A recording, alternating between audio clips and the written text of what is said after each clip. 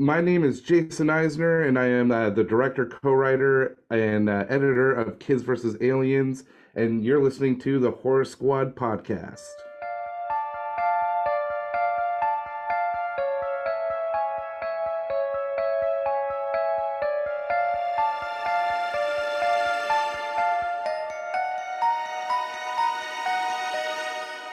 Hello, everyone, and welcome back to the Horror Squad podcast. This is episode number 283. Tonight, we are going to be reviewing Influencer from 2023. You can check it out over on Shudder if you haven't already.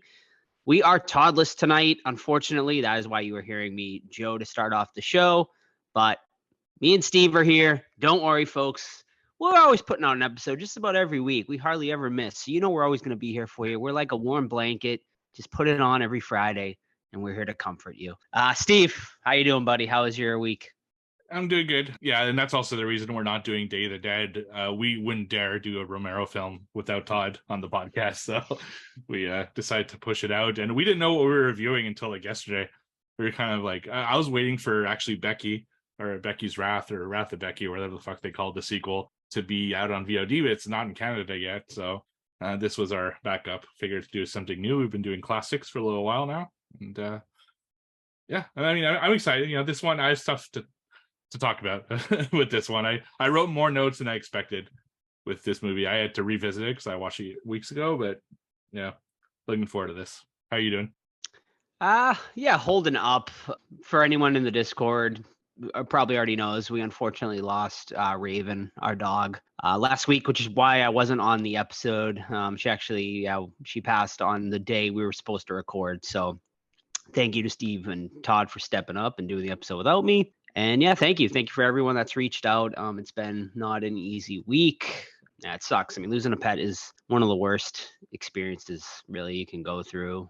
Obviously, besides losing a family member, but they are a member of your family in a lot of ways, you know. I mean, they're here every single day of your life. There's so much. It's just not having the routine, and you know, it's tough. But yeah, we're getting through. So thank you to everyone that's reached out to me or Sam during this time. Yeah, it's, you know, I know a lot of you have dealt with it too, and yeah, it sucks.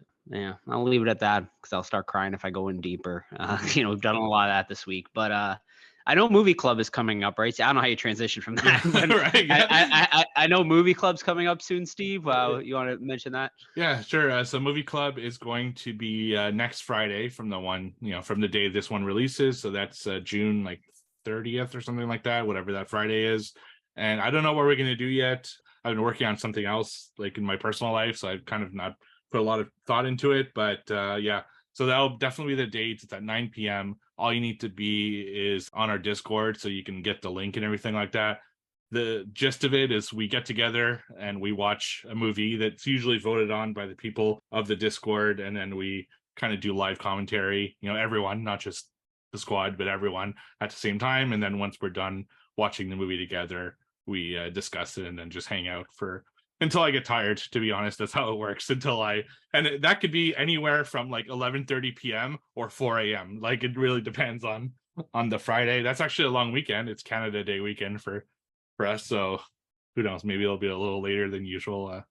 Hope you can all make it, and all you have to do is ask us for a link to the Discord and join what is a great group anyway. Just a lot of horror discussions going on all the time in there, so it's a good time. And now's a really good time to join our Discord because I started seeing that some Halloween stuff starting to poke its head into stores. So if you want to hear about like what deals are going on, what people are seeing out there, it's a great group for that. Like we all look out for each other, see, hey, you know, Lowe's has this awesome stuff as of today, and it's that time of year. You know, I'm excited. It's early. I mean, it's June, but it's that's when Halloween stuff comes out now. They try to bring out Halloween stuff so that they're out by September so they could put Christmas shit in, which is unfortunate, but that's our new reality. And anything that you've seen so far that piques your interest, Jeff? No, nothing like in stores yet, but I did see that Lego is releasing the Hocus Pocus, the Right. Sanderson sister, like house and stuff. That like finally, like I remember I had seen that online like for the past like few years, Mhm. and they finally decided they like took that fan's idea and decided, hey, let's make this. So I think that's really cool. I'm not a Lego guy, really. I mean, I think it would be like a really fun thing to build, but I feel like it's gonna be really expensive at the same time because like I don't know what those sets go for, Like but 500 probably. oh god, yeah. Yeah. No, I'll pass. Hard pass then, probably on that. I mean, it's cool, but I don't think it's $500 cool. And honestly, I probably would never end up building it. It could be Right. something to hold. Could be something to hold on to. I don't know if those things like go up in price as time goes on. I don't know. I know Lego collectors can be pretty serious. So Yeah, absolutely. Yeah. And on my end, I saw Lowe's put out some Haunted Mansion stuff that I'm really interested mm. in, particularly some tombstones that I'd love to put in my living room. So I'll look out for that. Unfortunately, they don't come up to Canada. So going to Salem actually in a few weeks, and I will kind of check out stores there and hopefully I can find something.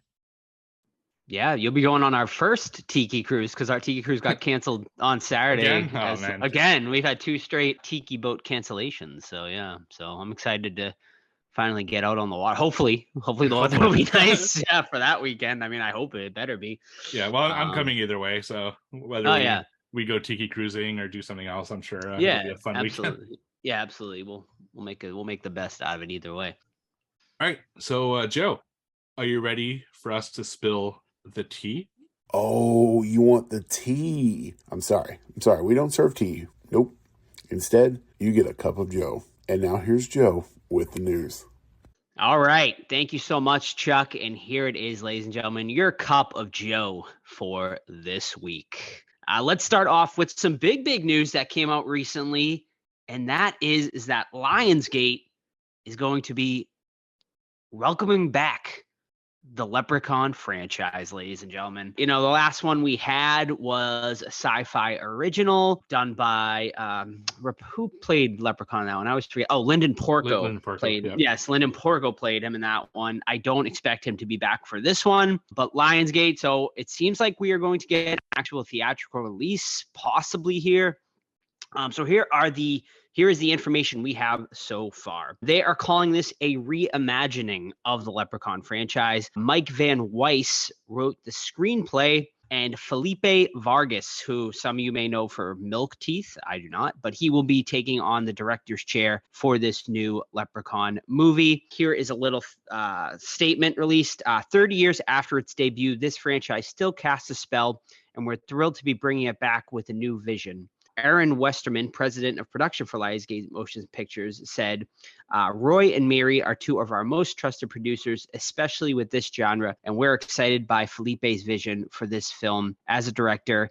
And in his hands, this movie should be very scary and a ton of fun. It also noted that Warwick Davis is not expected to reprise his role as the Leprechaun. So yeah, what do you think, Steve? Excited for this?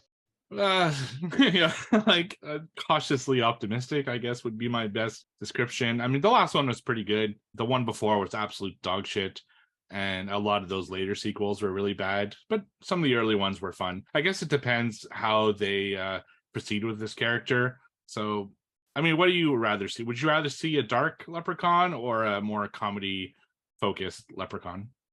I think go back, that's a good question. I would be okay with either one, honestly. I think if they took it a more dark, scary direction, I think that could be really cool and interesting. But I also wouldn't mind just going back to the roots of original Leprechaun, where it's has moments of dark and scariness, but also moments of comedy. So I'm good either way. Yeah, I think the mix of the first one is a good mix, whereas they got really ridiculous by the time they go to space.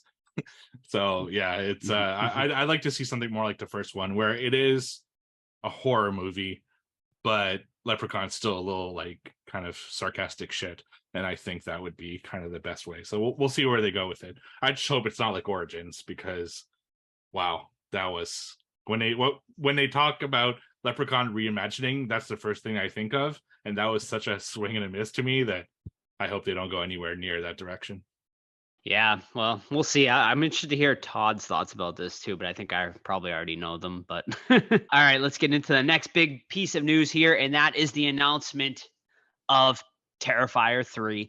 We knew it was coming, ladies and gentlemen, after the massive success of Terrifier 2. And here is what we know about Terrifier 3. It is once again acquired by Bloody Disgusting and Screambox, so not much will change there. The big piece is that they are planning to do a more wide rollout in North American theaters. So they're expecting a wide theatrical release for this one right before shipping it off to Screambox for streaming. So what does this mean? I don't know exactly. Is it going to be, out for a week or two and then to Screambox, or are they going to try to put it out for a month and then release it on Screambox? No information on that yet. But what do you think, Steve? You think it'll be kind of like how they did it with part 2? No, I think it's just going to be like an actual regular movie. Like it's going to be out in theaters for however long it needs to be, and then come out to Screenbox once the theatrical run is done, which is a really interesting thing. Has this ever happened, to your recollection, where a straight to video movie series eventually goes to theaters because they got too popular? It's always the opposite, right? They always do the first one in theaters and then the rest go to straight to video, but this did the opposite, which is super interesting. That and good on that whole team, Damien Leone especially, and David Howard Thornton and everyone. It's quite the accomplishment. I can't think of any example in any genre where this happened before. I can't either. I'm sure it has happened, and I'm sure someone in our Discord or something can maybe tell us or something. But nothing for sure. Nothing I certainly can't think of. And this is we are truly witnessing the the birth of a new horror icon. I mean, we're talking about it. We thought he needs a couple more movies under his belt, but what they've been able to accomplish in 2 movies and heading into its 3rd movie is unlike anything I've seen. I don't think, in horror since I've been born anyway. I wasn't really there for the slasher, the birth of slashers pretty much in the 80s there, or the slasher, just, craziness of it all. But this is, I think, the closest we'll ever see to it in this day and age. It's amazing. Art is just so incredibly hot right now. You see him everywhere. The fans just absolutely are going crazy for him.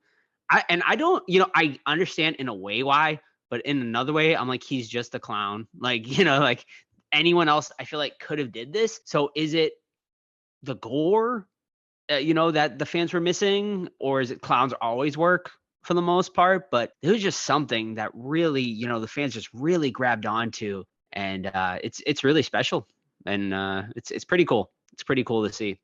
As far as other things to do with this, I do want to mention they are planning to release it unrated. So that is why they went with Bloody Disgusting. Once again, they said a lot of studios aren't willing to take the sort of risk these days with movies like this, but they credited Bloody Disgusting and Cineverse, who is their other partner, for allowing them to release it, unrated in theaters.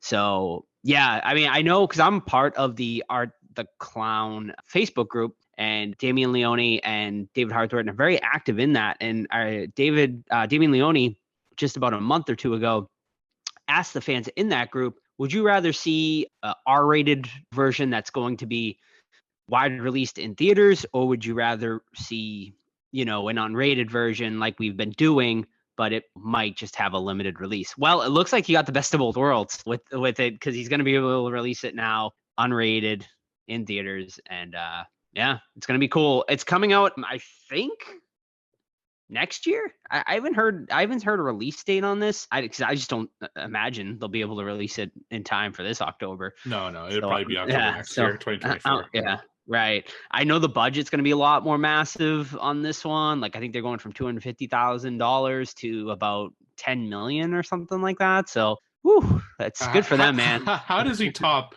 his kill from Terrifier 2 at this point? Like he did it from 1 to 2. I think they were close, but I think he did top it. I don't know how he tops it above this, unless there's multiple victims or something. Yeah, it's crazy. Yeah, I don't think he needs to, because at a certain point, it's going to be like that's all he's going to obsess over, and it will it could hurt the quality of the film, or the crazier you go, it just starts to get silly or stupid. I mean, but I don't know. That end credit scene is pretty fucking silly. It is pretty wicked silly, yeah. But that kill was fucking great. That kill wasn't.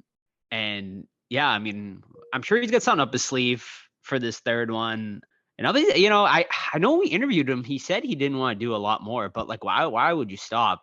Like it's stop until the well starts to run dry anyway. Obviously, you never want to go the route of sort of where Friday the 13th ended up going, where you're heading into space and you're switching people bodies out. Jason taking over people's bodies and stuff. So I think the sweet number here could be 5. Before it starts heading into shitty territory. But who knows, I mean, Jeepers Creepers, it only took to part 3 before they started getting shitty. Right. So but I have faith. I think Terrifier 3 is going to be, I think, the jump from 1 to 2 was quite impressive. And I'm hoping 2 to 3 will be even better. I mean, obviously all the mythological stuff that came in part 2 concerns me a little bit, but I hope they can kind of pull it back a little bit on part 3. But yeah, all right, let's move on because we've been on Terrifier for way too long here. All right, next bit of news here. Last of Us haunted attraction has been announced for Halloween Horror Nights. So for all of you, I know a lot of you guys in our Discord especially, but I know a lot of our listeners do attend Halloween Horror Nights. Steve being one of the biggest. What do you think? Do you think this is a good choice for our house this year? It's perfect. It's like a perfect type of. It's a game that they're doing for the record, not the TV show. I think it's like it could be incredible, and I can't wait to see what they do with it. I mean, they only announced 2 out of the 10 houses so far, and I already think it's better than last year. So it's doing good. Now the big rumor is the next one is going to be Stranger Things season 4. So we'll see. What's going on, and Evil Dead being the other kind of big one with probably a musician rounding out the IPs. Yeah, I think having Chucky and now Last of Us is already making this event pretty strong, and I am psyched to return. So yeah, it's good. Hell yeah, it'll definitely be fun. I didn't know it was based on the game over the movie, so that's pretty that's interesting. They can do a lot more with it. Mm-hmm. All right. Well, you just mentioned Stranger Things. We got a little Stranger Things news for season 5, of course, which will be the last season of Stranger Things. Who knows when it's going to happen? The writer's strike, obviously, really messing things up right now. But we have a little bit of cast announcement to make here, as it has been announced that Linda Hamilton will be joining the cast for season 5. No word yet on her character. Will it be like a sort of a Freddy Krueger 1-episode cameo role? Will she be a little more involved? We'll see. But Linda Hamilton, good casting choice, I think. Yeah, she's great. And she hasn't lost a beat. I mean, she was in the last Terminator film like 2 years ago, and she was awesome in it. So I'm psyched. Nice. All right. Another casting choice to note is Giancarlo Esposito, who a lot of you know as Gus Fring from Breaking Bad and also The Mandalorian, I believe he is in. He has just joined the cast of the mysterious Universal Monster movie that Radio Silence has been attached to. Nothing as of note about what this is going to be. They're just titling that. I think we made some ideas. The movie is dated to be released for April 19th of next year. Dan Stevens from The Guest and also Kevin Durant from The Strain and Catherine Newton from Freaky have also all signed on to join the cast here. But yeah, other than that, we know that a script has been written, but we don't know what this is going to be. They're just calling it that. I know we speculated potentially it could be sort of like a Monster Squad thing where like all the Universal monsters kind of come together. Could it be like a creature movie? We don't know, but very exciting. I mean, with Radio Silence behind the helm, I mean, those guys always kill it for the most part. Scream, maybe, so on those, but all their other movies have been really good. So we'll see. But yeah, I think, I think Universal Monsters would be awesome for them to do. So yeah, we'll keep you guys updated when we know more about that, but should be great. All right, just a couple more stories to get through here. What We Do in the Shadows Season 5 has been officially announced for its release. It is going to be premiering on July 13th, 2023. I'm not going to lie, I've kind of jumped off the boat. I have not finished the last I'm like halfway through. I think I'm like a full season behind at this point. So should I jump back on, Steve? Is it worth it? Do I need to get back into this? The last season was very hit and miss. Some episodes were good. Some episodes were like, why? why are you doing this? But without spoiling anything, where they get to at the end of season 4 leads them into something that I think could be better for season 5. Because what happened at the end of season 3, I don't think they handled too well in season 4. There's something major that happens with one of the characters, and I don't know. It didn't feel right, and it took a long time to recover from that. So I'd say, yeah, watch it because they are still great characters, but it definitely don't expect season 1 and 2 quality. So hopefully they recover with 5 because they must have heard people's feedback. So curious to see what happens. All right. And the final bit of news here tonight, something that maybe you guys talked about over on your Less XP gaming podcast, but it has been announced that Friday the 13th, the game, is coming to an end. For those of you that played it, the license has expired on the game. Here was their official announcement. The time has come. Our license for Friday the 13th will expire on December 31st, 2023. On that date, Friday the 13th, the game will no longer be available for sale, both physically and digitally. The game will, however, continue to function through at least December 31st, 2024. And that's really all they had to say about that. So, you still will be able to play it for a couple more, maybe another year and a half. And then that's it for them.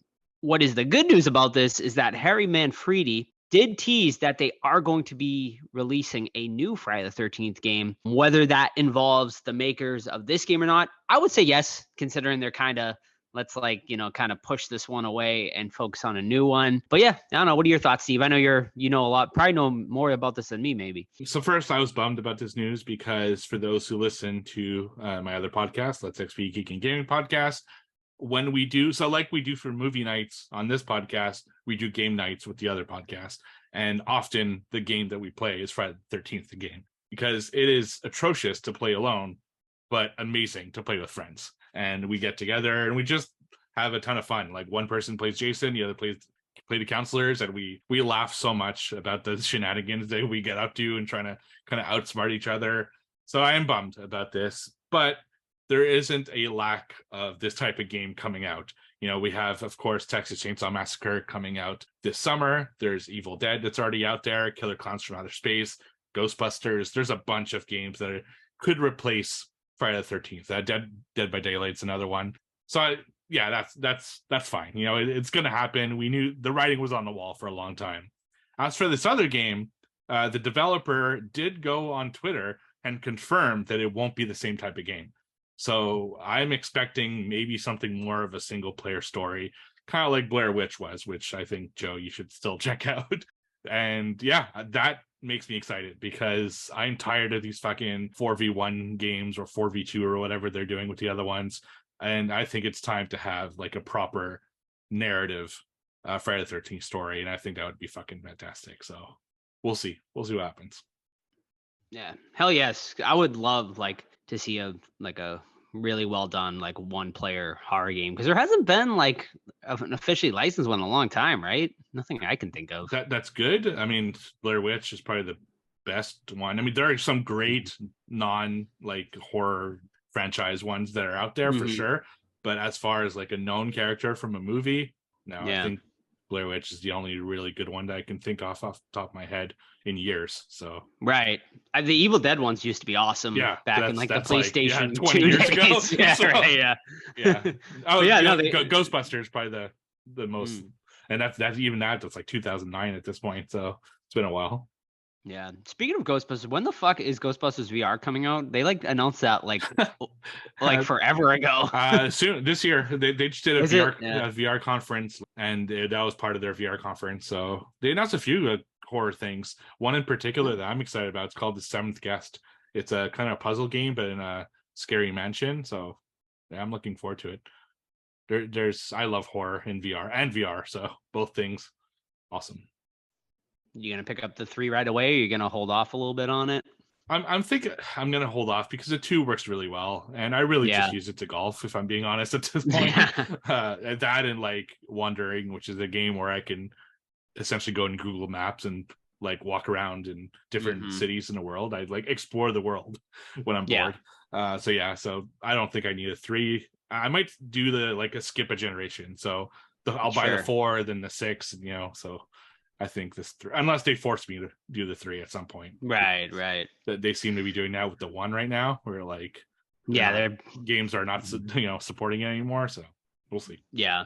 Yeah. I mean, I'm excited. I'm excited. I think Apple kind of their announcement. I mean, yeah, the thing's worth $3,500, but I think Right. it really does show where VR can go. Like, Yeah. and it's pretty damn impressive. Like, so We're getting I there, like finally. yeah, we are. Yeah, I think so. So we'll see. And yeah, I guess that's it for hard news this week, everyone, or your cup of Joe, as Chuck likes to call it. So thank you. Yeah, and now that we're done with this cup of Joe, let's go on to another. And our favorite cup of Joe, other than this one, is of course from Deadly Grounds Coffee. Everyone thinks because you're a zombie, you don't know good coffee. Well, they're wrong. There's only one brew that gets my seal of approval. Deadly Grounds coffee is my guilty pleasure. The aroma is so intoxicating. It brings all of my neighbors out of the woodwork. Deadly Grounds coffee. Coffee to die for and zombie approved.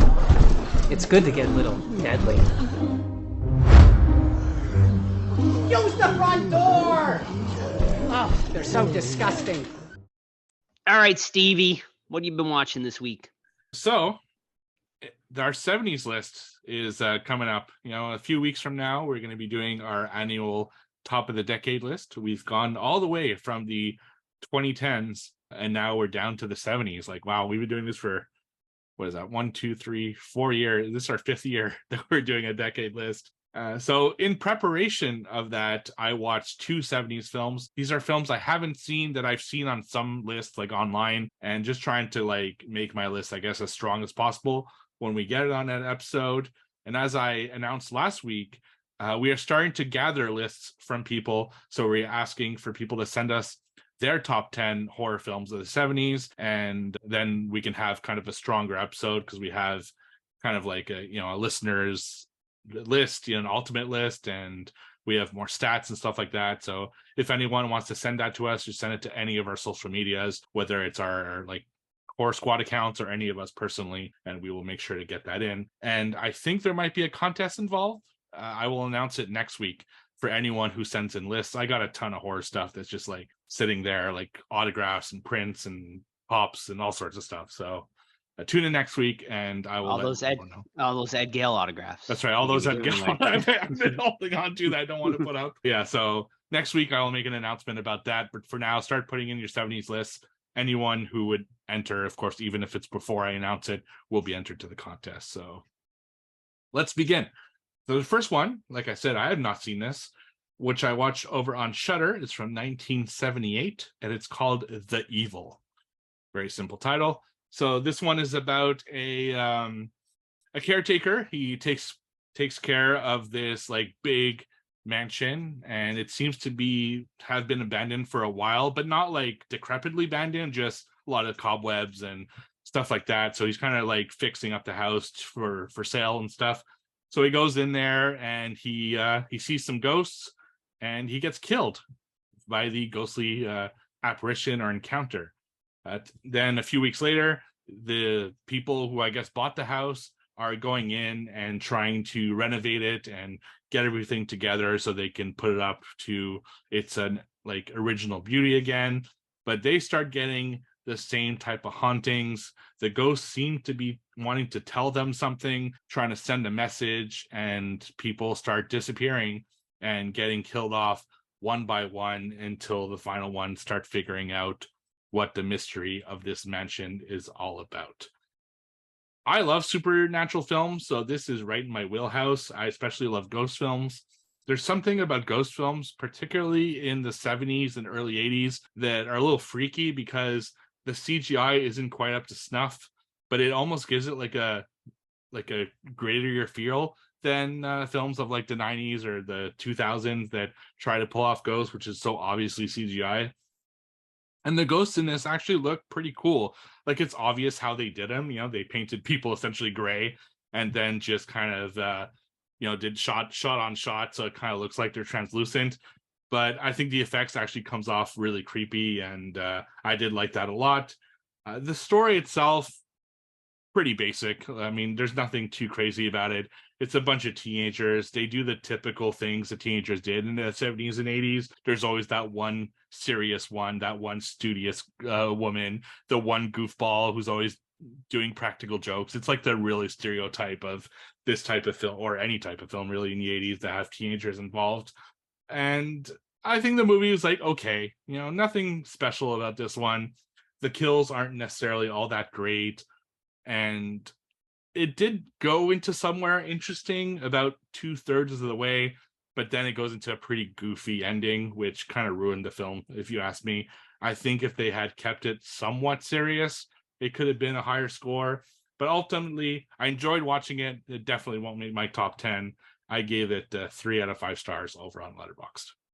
Alrighty. One I've definitely never seen either. So cool. All right. First one I got tonight is a rewatch, but one Sam had never seen before. We watched it yesterday. We were on the TV checking out my recordings, and there was an episode of Most Wanted Treasures for any of you wrestling fans. And I had an episode recorded for Roddy Piper. And she's like, oh, I don't remember him. And I was like, oh, he was like in They Live. I was like, it's really Carpenter's really. She's like, I'd never seen it. And I was like, oh, well, let's watch it right now. So we pumped it right in and we watched it. And it's been probably a few years since I've seen it. But for those of you who have never seen They Live, stars the man, Roddy Piper, of course, big WWF superstar back then, and also Keith David as well in this one. But this one is about, Roddy Piper is kind of like a drifter, going through hard times, trying to find work and whatnot. He ends up stumbling upon a construction site where he meets Keith David's character. Keith David obviously knows he's, homeless time, says, hey, like, let me take you for, a hot meal and stuff like that. So he kind of brings them to this encampment, this sort of homeless encampment run by this like church next door. And Roddy Piper starts to notice there's some like weird stuff going on in this church. He stumbles up in on it, notices that there's like a bunch of like weird sunglasses inside and stuff like that. And the church ends up getting raided like that day or the next day. He goes back in, he finds a box of those sunglasses. He ends up putting on those sunglasses. And what he comes to find out is that the world is basically being overrun by aliens that we don't know that they're here. Only a certain very small number of people have seen these aliens and know what is going on. But, when he puts them on, essentially, he sees that, every form of media, instead of the magazine cover or the billboard, you see a sexy woman on the beach, you put on the glasses and it says marry and reproduce, or a certain magazine, it will say obey and, all this sort of stuff, conform, basically just control essentially. So he finds this out. He finds Keith David again, makes him put on the glasses in one of the greatest fight scenes of all time. And essentially the rest of the movie is them trying to figure out what to do and how to stop these aliens.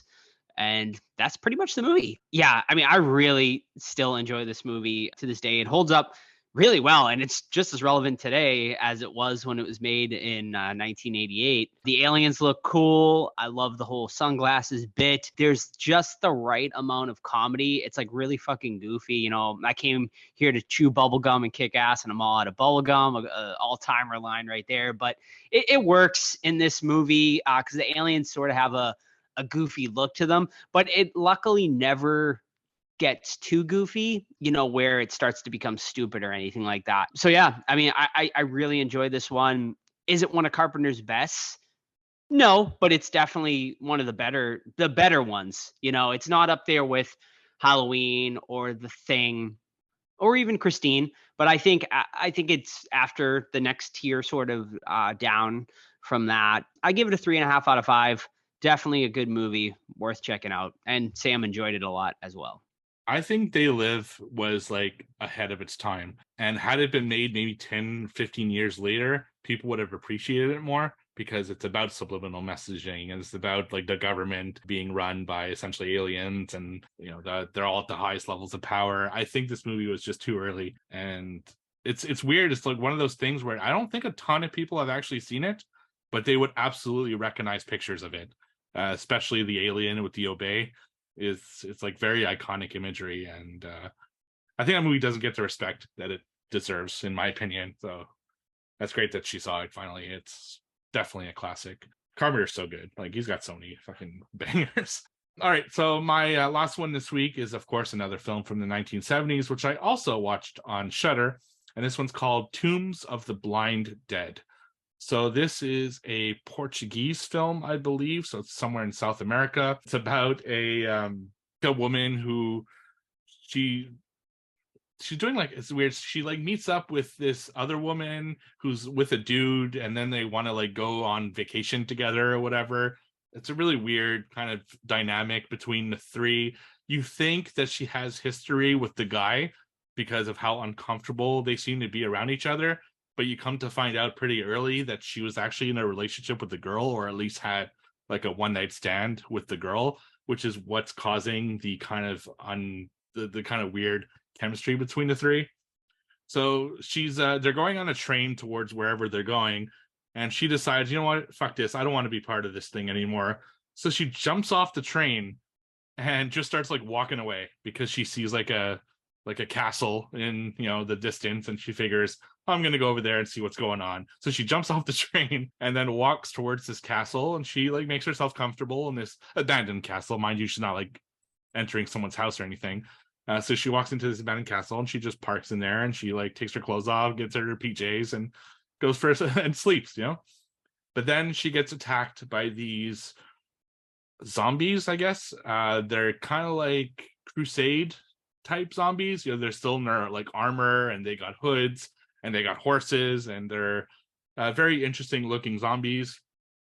And they kill her, and then the story picks off with the other two trying to figure out what happened to her, with the police involved. Police think that it's like gangs who are pretending this place is haunted so that they can like make excuses for why people are disappearing all of a sudden, whereas this other like psychologist guy thinks it's actually like hauntings going on over there. So the couple go there to find out and investigate what is actually going on. And that's kind of the gist of the story. You have the guy who goes to the gangs to tell them like, you need to help me because I need to find this girl.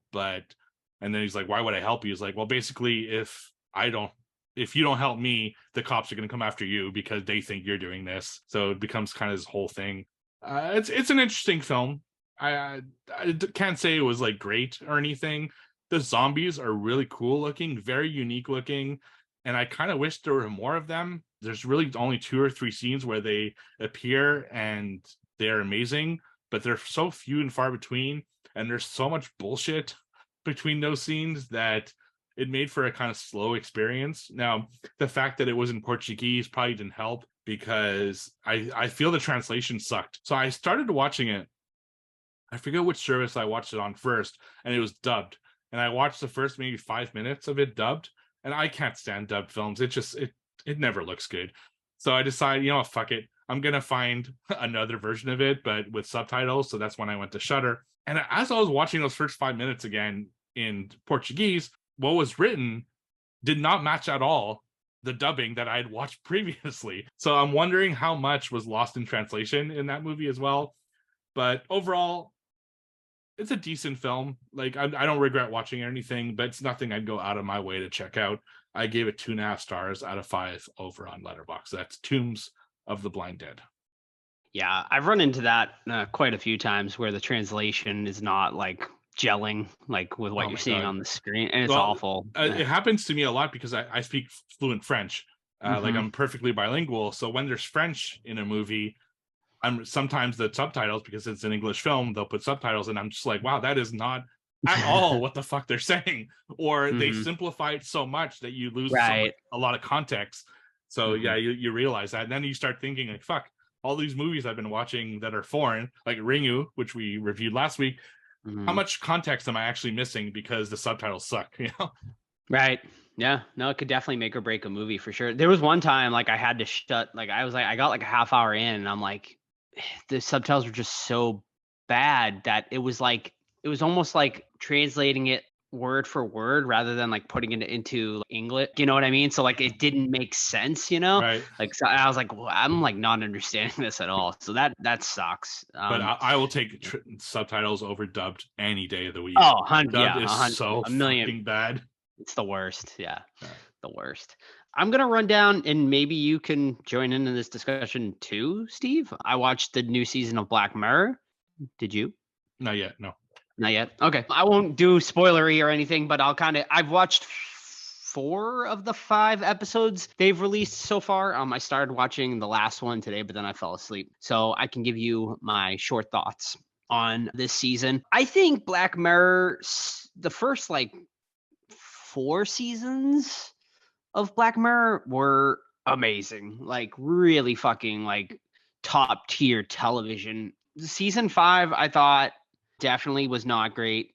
That was the one that had Striking Vipers, which was a popular discussion on this show. Which is fucking crazy so I was just telling Joe before this episode happened that this is my 200th episode since I joined this podcast.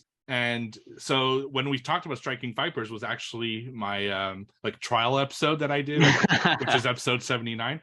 And that shows, so the last season of Black Mirror was when I fucking started on this podcast. That's how fucking long ago Black Mirror. That's like 4 years ago. 2019. That's ridiculous. So it's been a long wait for season 5. That's only 3 episodes of season 5. Season 6. Yeah, only 3 episodes. Yeah, you had that one, which of course was the video game one. Then you had Smithereens, which was the guy that was stuck in the car, like the hostage situation, right. And then the Miley Cyrus episode. So like after those 4 seasons, like I felt like that one was a big sort of step down. And then this season comes out, 5, 6 years later or whatever, and I'd say this was a step up, I guess, from season 5, but still not in the same realm as those first few seasons. So episode 1, you have Joan is Awful, which I think is probably the second most Black Mirror like type episode of the entire season, because there were a couple episodes into this season that wasn't really Black Mirror like at all. And when I say Black Mirror, I mean, stuff dealing with the future or extreme sort of technology, which is kind of what the whole show was supposed to be about. So yeah, this one was about a young woman who one day wakes up and sees a new show streaming over on Streamberry, which basically is Netflix. And the show is called her name, Joan is Awful. And basically the show is showing her entire like day that she had that day has become a television series. Really interesting. And she obviously some bad things are revealed that kind of ruins her life. So she teams up with Salma Hayek, who is playing Joan. And what we come to find out is she's really not playing Joan. What Streamberry has done, or this Netflix thing, and it's a good like sort of story because they are able to take technology, obviously, AI, put Salma Hayek's face on. It's basically like all completely computer generated. And of course, Joan didn't read the terms of service. And essentially Netflix, Streamberry, anyone can take anyone's life and make it into a television show is what we come to find. So it's about the dangers of that. That one was pretty solid. I thought this one, it was a lot of fun. It gets a little goofy here and there. It definitely started to lose me a little bit towards the end, but I think there's a good message in here. And overall, I was pretty entertained by it. So I give that one a 7 out of 10. The next one I watched was Beyond the Sea. This one is the longest episode of the season, an hour and 20 minutes long, but it was also the best. This one stars Aaron Paul and Josh Hartnett. It takes place they call it an alternative 1969, where essentially the two of them are up in space on a mission. And what they do is the government has created essentially cyborgs, like cyborg bodies for them to live down on Earth while their bodies are up in space. So essentially like once a week, they kind of do their mission like things. And then they go into sort of these hyperbaric chambers where their kind of subconscious mind goes back down into their cyborg bodies. And I don't want to say a lot about this one because I think the less you know about it, the better, because there's a big twist sort of in the opening that kind of sets in motion the rest of the story. And yeah, I loved this one. I see people are a little more split on it than me, but I thought it was brilliant. I thought, it's a bit predictable at times, but man, the performances by both Aaron Paul and Josh Hartnett are just amazing in this. It's shot really well. And it's one of the darker episodes of Black Mirror for sure too. It goes to some really fucking dark places, and I really like this one. I give it an 8 out of 10. The next one is Maisie Day. This one is about a paparazzi that, she's kind of, a little unsure about if she, wants to be involved in this life. Well, a celebrity ends up kind of going into hiding after a hit and run accident, and it's a big payday, basically $40,000, get a shot of this girl. So she goes on a sort of wild goose chase to find this celebrity to get the shot. This fucking episode is not Black Mirror at all. It is fucking Creepshow. Like, it is it becomes a horror episode by the end of it. And it is the lowest rated episode of the entire season, but I really liked it. And I think it's because it was a horror episode. And I can see why people didn't like it, because it's not Black Mirror. It is not a Black Mirror episode. It's more like a Creepshow episode, but I thought it was super entertaining. I always enjoyed it. It's also the shortest episode of the season, clocking in at about 40 minutes. And yeah, I dug it. I give it a 7 out of 10. And then the last one I watched, and which is the last episode of the season, Demon 79. This one is about a woman who essentially encounters the devil, or a demon, I guess. And he basically tells her, listen, the world is going to end unless you kill 3 people. And if you kill 3 people, then, you save humanity. And I get my wings, essentially, the demon. he's also in training. This is my least favorite episode. It's a cool premise, but it's my least favorite episode of the season. It came, I think, if they, kept it serious, but it was just too sort of goofy, and they relied on a comedy. And to me, like, that Black Mirror, it never really works when they go goofy and comedy. Although I do think the one with a long time ago, I think it was Bryce Dallas Howard, that one melded comedy and drama really well together. This one did not work for me. I really disliked this one. My least favorite of the season. I give that one a 5 out of 10. So overall, mixed bag. I think, like I said, better than 5. If I'm going to recommend one episode, it would 100% be Beyond the Sea. If you're only going to watch one, watch that one. I thought it was the best of the season. So that's it. My little spiel on Black Mirror. Yeah, I'm looking forward to it. I knew Black Mirror season 6 was coming out, but I don't feel they advertised it very well, because I just get an email one day. It's like, out now, the whole season. I'm like, what? Like, I had no fucking idea.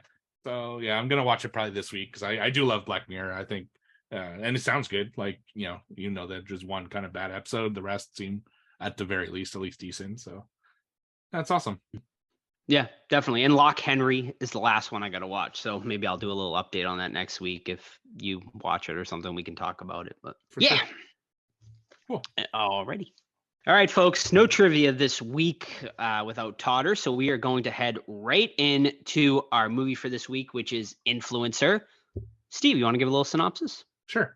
So this is Influencer 2023. It's directed by Curtis David Harder. It stars Emily Tennant, Cassandra Nod, and Rory J. Saper. So this is a story about an influencer, of course, shocker, that's what the story is called, who goes to Thailand to kind of just influence, I guess. She goes there, takes pictures, tries to reinvent herself, but you can tell that she's getting kind of tired of the monotony of taking pictures of herself and posting the same old shit all the time. You could tell that she's not enjoying it, I guess, like she used to be, and she's having troubles with her boyfriend, that they're communicating online and stuff like that, and he seems to be a dick, and he was supposed to meet her there, and he didn't end up going, so she's bummed about that. So she goes to a bar to have some drinks, and she meets a woman there by the name of CW, and they hit it off immediately. And she seems to be not from the area. She's American, but she's been in Thailand for a while, so she offers to kind of show her around and explore, the islands of Thailand. So they become kind of really fast friends, and she tells her, well, there's this one place I really want you to check out. I think it would be the best place to reinvent yourself. So they take a boat to an island where they don't have reception, and she's like, this is where you can kind of really, take your mind off of the whole social media thing and just enjoy yourself and be, one with the island, all that stuff. And that night they're around a campfire on this island, and they're just having drinks, enjoying themselves. And they're talking about like, I'm surprised you haven't killed me, because this is a perfect like setting for you to kill me. And CW says, no, I'm not going to kill you. I'm just going to leave you here. And then she goes into all these reasons why she wants her to leave her there and what would happen to her if she were to leave her there, because it's a completely deserted island. There are no ships that pass that island, so she would be stuck there until essentially she dies of starvation. And sure enough, that's exactly what she does. She just leaves her the next morning and goes back to, her hotel in Thailand and assumes her life. So she puts on a wig. She takes pictures like an influencer, and she uses AI technology to replace her face, which is she has a giant mole, like a big birthmark on her face, so it's very obvious like who she is. So she like replaces her face with the influencer's face and makes it look like she's still posting, because she has access to her social media accounts now. And she does that for weeks, kind of impersonating her and taking her money and using her like her room and all her stuff. And then she starts, I guess, getting bored of it. So she finds another influencer who's going to Thailand and wants to do the same thing, because the idea is that she's been doing this for a while, kind of bringing people to this island, making them, starve to death, and then taking over their identities. And that's where she meets another influencer and tries to do the same thing, but things get complicated. The original girl's boyfriend comes in and they start getting suspicious. And that's where kind of the story develops. So influencer. What do you think of it, Joe? First of all, I think this movie might get the award for the longest sort of way to get it to the title card. It's like 40 minutes in, and then all of a sudden we're like, get the title of the movie with like the casting and director and everything. I'm like, what the fuck? Like, why even bother at that point? Right. Like, it's like it seems a little pretentious. Yeah, I guess it seemed a little pretentious to me. Like it worked with, what was that one? Fresh. I thought that one was pretty good. But like this one was so fucking deep into the movie. I'm like, really? Like, do we really need to at that point? But whatever. That's a side note. I thought it was fine. It has its moments. It kept me entertained for sure. I just felt it was very predictable and sort of by the book. I feel like they didn't really take a lot of risks. But yeah, I mean, like I was never bored, which is a big plus. And it just I did watch it with Sam, and she seemed to enjoy it. I said while we were watching it about maybe an hour in, I was like, this reminds me a lot of like a Lifetime movie. And I think it's like, and it kind of is like, but in a good, like it's like maybe one of the best Lifetime movies. So it's sort of like a backhanded compliment, I guess I could say about that. Yeah. I mean, I wish they did something, I don't know, just a little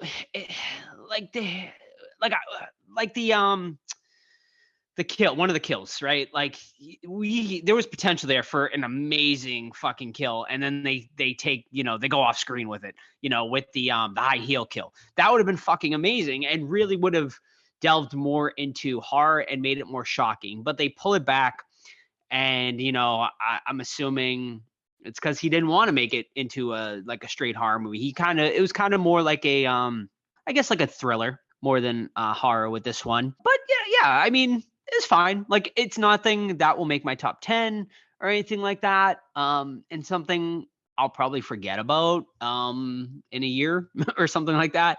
But it was entertaining enough and a decent one-time watch. Yeah. So last year I had 2 social media themed movies on my top 10. I had Deadstream and Sissy. I don't remember. Maybe Sissy was just an honorable mention, but it was close. And Deadstream was definitely on there.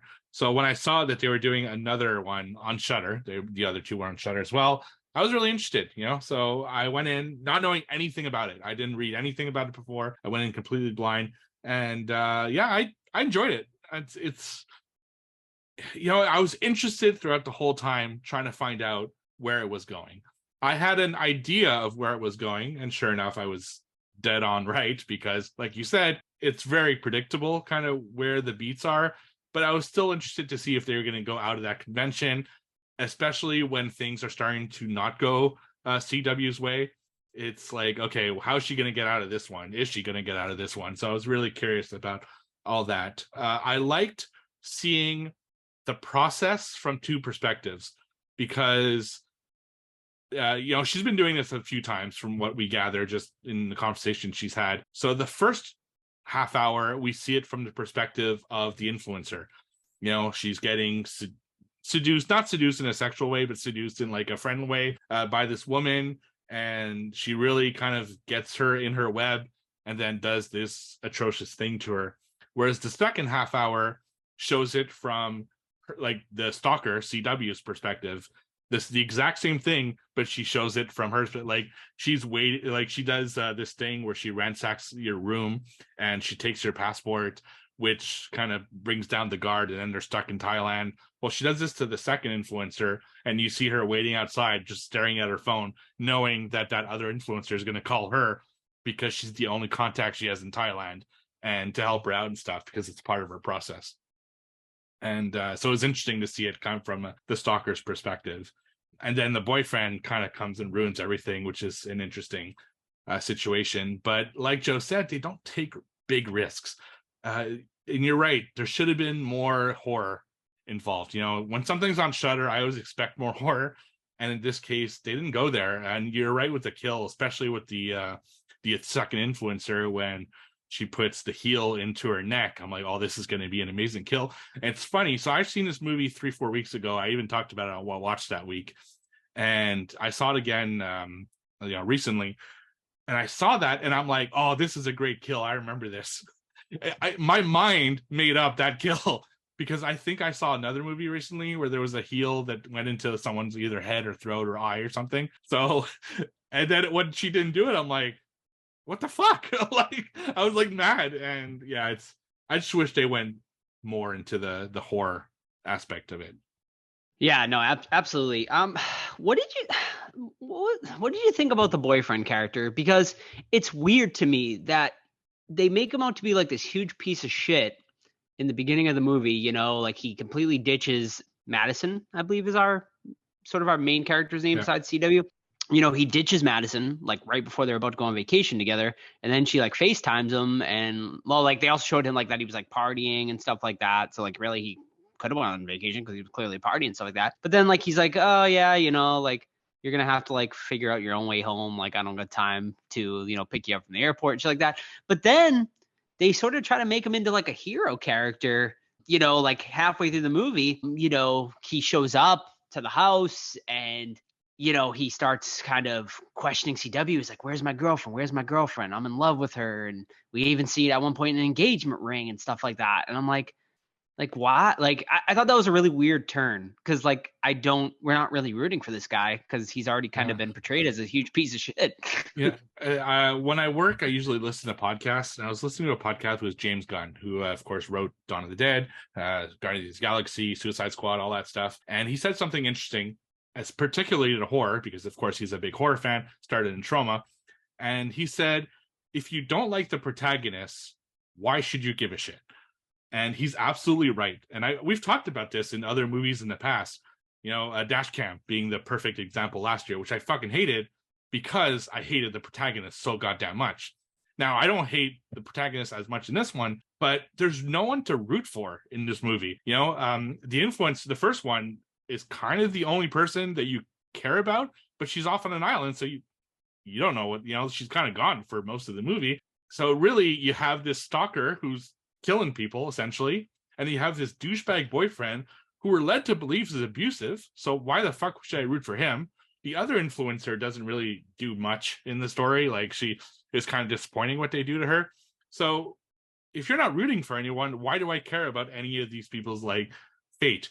And I also feel that their fates are kind of dull. It doesn't really lead anywhere. They just, when it gets interesting and they catch CW in the act, they get disposed of, both of them, really quickly. It's just, I don't know, it's just such a thump. Like, A, I didn't care about their fate, and B, their fate didn't end up doing anything, which is maybe the biggest flaw I think this movie has, personally. I also don't understand why CW drugs the boyfriend at one point, and then like the only reason she really drugged him was to get into his phone to delete that photo that you see Right. her in. So why was it necessary for her to fake like a set that they had sex as well? Like that to me, like I didn't understand the motive for that. It didn't seem to make really any sense. Cause like what does he care? Like, okay, like we had sex. Like it's not like I thought maybe she was gonna go like the crush route. For those of you who have seen that movie with Lisa Simpson and say like, oh, you raped me or something like that, you know, to kind of try to get him out of the way. But instead it's like, oh, we had sex. Like, okay. Like I don't understand why that was necessary. I think like just, you know, drug him, do the fucking face thing, delete the photo and move on. Exactly. What he could have just passed out and Right. to taking the same fucking thing. Yeah. And it is weird because so it also ends up being what makes him realize that she's bad, because for some reason, even if he's passed out, he remembers getting fucked, which made no fucking sense at all. She even goes to this whole thing where she takes the condom, unwraps it, and then throws it on the ground. Why? Clearly there's no semen in it, so you tell he did nut? Like, come on. This whole plan makes no fucking sense at all. And it's almost hard to, and that's another problem I have with it, which I wrote in my notes. I don't believe her process is that good, and it's a little too convenient, in my opinion. AI is way too good. At one point, she calls the boyfriend as Madison using a computer program, but it's so robotic that he's got to be the biggest fucking idiot alive not to realize.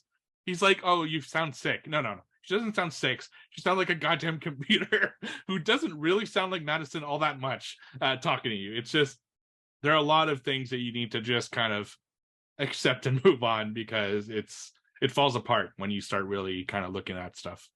Yeah. Oh, yeah. I think you could definitely pick this movie apart because, like, I was talking to Sam at one point, and like, I'm like, man, there's so many. Like, when you have an influencer that fucking huge, people will fucking dissect everything. And I was like, I feel like her biggest followers would have noticed like this sort of change. And like, yeah, okay, the AI looks pretty good, but I think like that guy does, he kind of like does a frame for frame, and you know the mouth kind of isn't completely there, like kind of out of sync, and then just like the weird sort of changes that were going on like on her page and shit.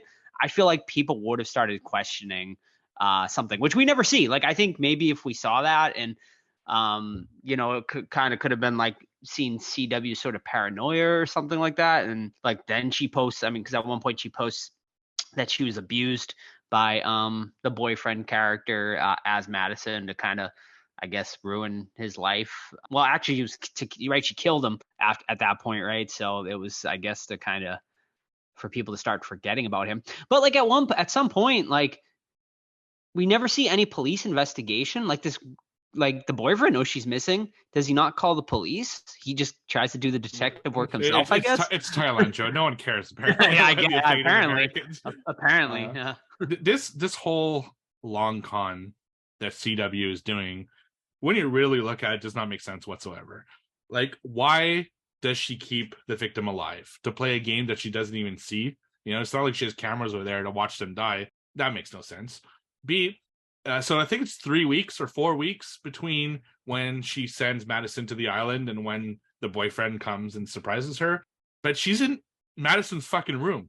Like, and it doesn't make sense why she's going through all this trouble. Why doesn't she just take the phone and say, you know what, I'm unhooking, I'm unplugging, don't bother me. Then she doesn't have to go through this whole rigmarole of AI technology and putting on wigs and taking pictures with people, unless she's just trying to be her.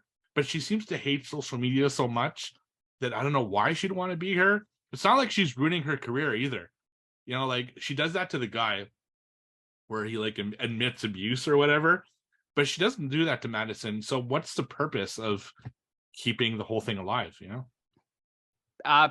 Pretty simple, I think. Money, right? Because these influencers make a lot of money. Yeah. So I'm assuming how does she get that money though? Because I'm assuming that money would go into their like a bank accounts unless she's like, oh, can you forward the money, I guess, to this address or like with a check or something like that. Well, I don't really know. She does. But I mean, that is ask why the credit card company to up her limit. Oh, Right? that's right. Yeah. So I think it's all about the money. She finds these super successful influencers, so then she can kind of take over their lives, make these posts, and get the money for it, right? Like, so she can kind of live the lavish lifestyle. That's why she, at one point you see how she finds people. Essentially, is she searches, Bangkok, which is where she lives, and then just tries to find influencers who are living, who are so on solo trips. Also, why do they got to be females like all the time too? I guess because it's easier. Because she can't, impersonating. Right, she can't do the AI. Yeah, she can't do the AI with the male.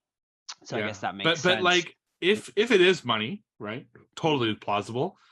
Why is she staying in Madison's place? Why don't she just take money and rent her own place?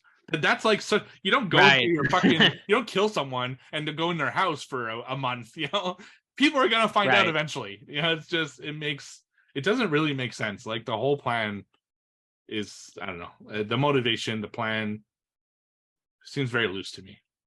So. Absolutely. Also, do you think it was sort of detrimental to, I guess, the twist to kind of show Madison? We open the movie, like, it shows kind of the island, and it kind of shows Madison's body like on the island.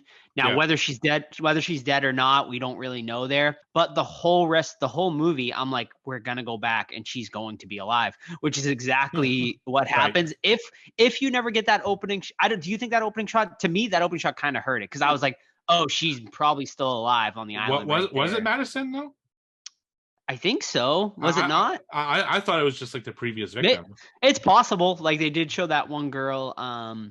Or that is that girl in the book, that name she kind of opens up, and I'm assuming that's one of the previous victims. I assumed it was Madison. Okay, I could be totally wrong, and that's kind of why. So I was just waiting for us to go back and find Madison at the end. Which, do you think it's plausible? I mean, this girl is not like, she is an influencer, right? Like, I don't think her survival skills are that great. Granted, I don't know what she went through, earlier on in life. She just did not seem like the type of person that had these great survival skills. So she would have had to survive for a month building her own fire. She would have had to figure out how to do that with whatever tools, which, you can do. Obviously, you watch these survivalist shows, boil the water. Obviously, she was boiling water to survive. Fish. And then whatever she's finding for food. Well, I mean, fish, I guess you see the fish like hooked on. Like, oh, that's right. Fire. Yeah. So she was able to fish and shit like that. I mean, I guess like it's plausible. She befriended a volleyball. It was a whole thing. Like, it's a whole fucking movie that you can make about her adventure being on this island. Yeah, like, I don't know. It's just, I thought at first that I knew she was alive. That was, in my mind, that was always going to be the twist. But I thought she was just going to come back to Thailand and become a revenge movie in the third act, because it made no sense to me for Madison to just go back to the island. Now, I guess she needs to clear the body so her next victim can not be Wise. But even that, like, I don't know. It didn't make sense. Just keeping her alive made no sense to me. But I guess she wanted them to suffer and to have that euphoric experience that she described at the beginning of the movie. Yeah, I guess so. And then what happened? Was the boyfriend's body still on the boat when she goes off? She finds she sees his hand, and it's under a tarp, and she like lifts the tarp and just, but doesn't react that much. You don't really like see much of Madison. Well, she wanted to break up with him, so but it was still a loved one. So you think it would have been a little more horrific, but she did go through quite a trauma. Yeah, and then essentially that's exactly how the movie ends. She knocks out CW and leaves her with the same fate. Like, good luck, you're on this island now and try to survive, but ain't no one coming back for you, that's for sure. So she basically leaves her for dead. But like, what do you do, right? Like, do you go to the police at that point and like tell them, oh well, she's on this island, go pick her up, right? Like, because she's gonna have to explain everything, right? So CW gonna, I guess, be picked up and go to jail, or do we assume that maybe she's gonna wait a little bit, or and then wait for CW to die on that island? I don't really know. Yeah, I don't know. Like, and if CW had any brains at all, which I don't know, given her plan, she would have had like a backup contingency plan, because what if the plan doesn't work in the first place and somehow she gets stuck on Island?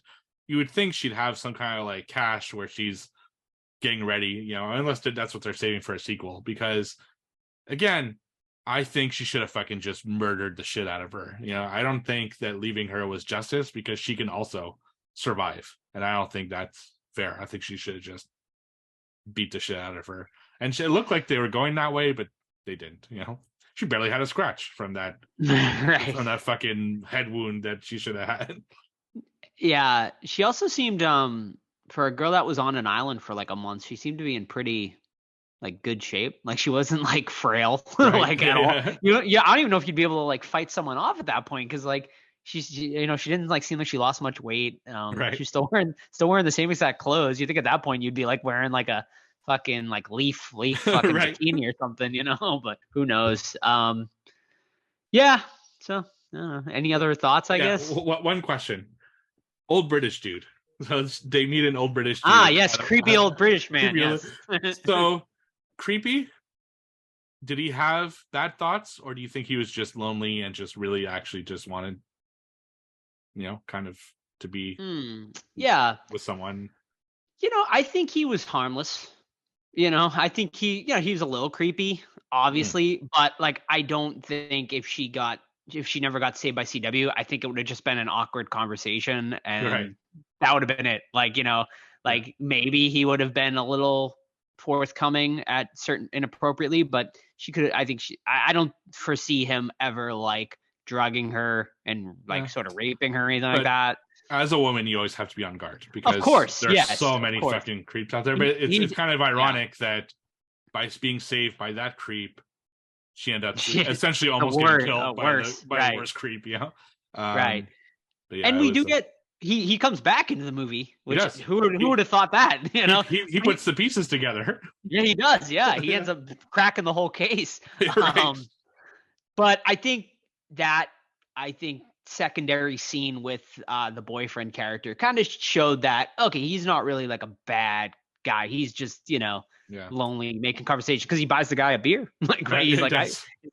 so Yeah, but he's also a man, so he would have treated him. yeah, differently, of course, yeah. Yep. I don't know, that guy I felt bad for him, but at the same time, like he might have some, because he does joke that he's there for women. Yeah. But I think there was truth to that joke. That's Sure, one of yeah. those like fucking creepy old men. They're always at bars just hanging. I don't know if it must be the same in the US. Anytime I go to a bar, which isn't often anymore, but like when I used to, there's always 2 or 3 of those guys at the bar, always, and they're always at the counter, and they're always there with the stack of like whatever peanuts or fucking cheesies or whatever the fuck they're eating, pretzels, and they're always there. It's the weirdest thing. It's like, I don't know what it is. It's just a thing everywhere. It doesn't matter if you're in a fucking hole in a small town that you've never heard of. There's always going to be that guy.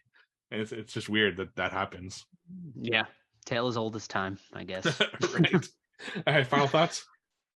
No, I don't think so. I think let's just get right into rating it. Well, I did hear you mention a sequel. I'm just guessing. Necessary, but no, I know. But which like was there any? Would you want to see a sequel? No, I don't think. I don't want to see a sequel. All right. So yeah, I mean, I think we gave pretty much all our thoughts. Just for me, it was fine, predictable, good one-time watch. If it was on again, if someone put it on again, I wouldn't hate sitting through it again, honestly. So I think that's a bit of a compliment. So yeah, I mean, I give it a 3 out of 5. I think it's decent. I think it's, you can do a hell of a lot worse, and a good like Sunday afternoon kind of throw on type movie.